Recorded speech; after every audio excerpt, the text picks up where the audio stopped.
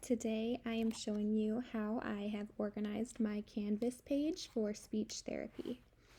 So as you can see on my page, I have a multitude of buttons that I've added. I just created these in Google Draw by using the rectangle shape and adding a text over it. The banner was also created in Google Drawings.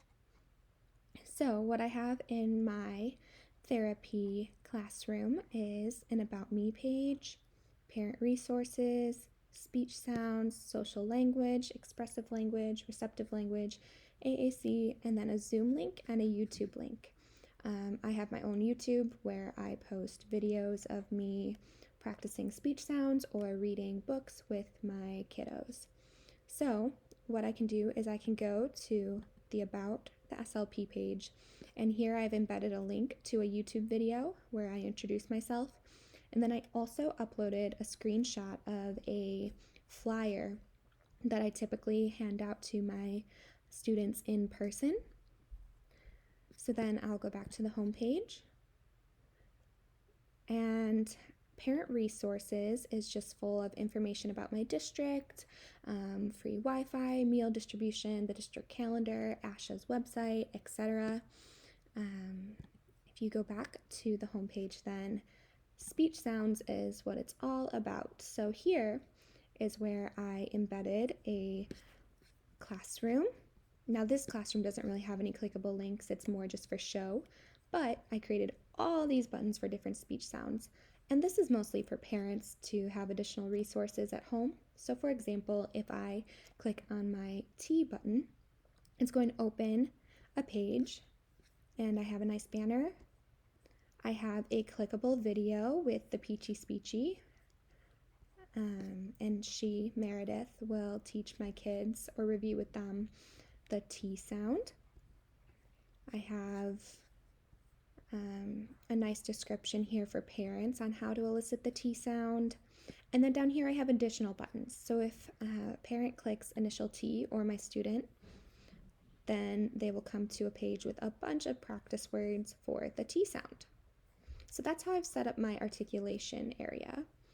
Now, let's go back.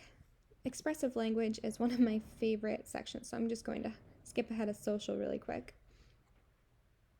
So this is where I'm using the EET tool. So I just created this in Google Slides, and then each week I'm going to have a different picture in the window.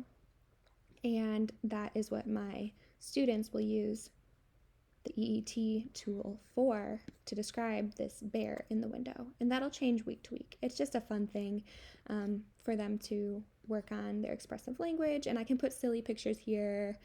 I can make them holiday related or theme related to what we're working on in class.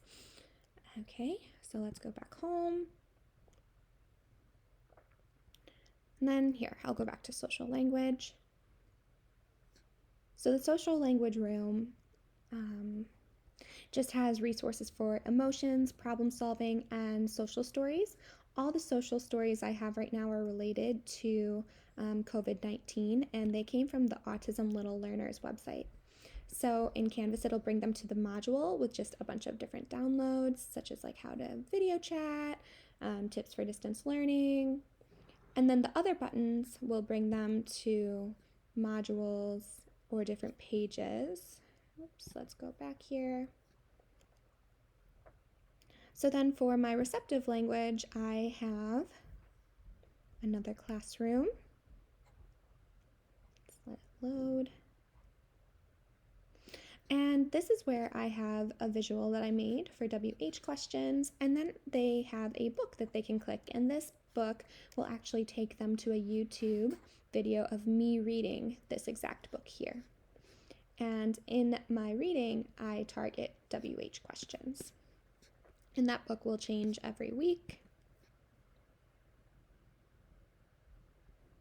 And then for my AAC section, finally, this is where I have Mr. Clay, a video of him, because he does a lot of great videos with AAC supports and visuals.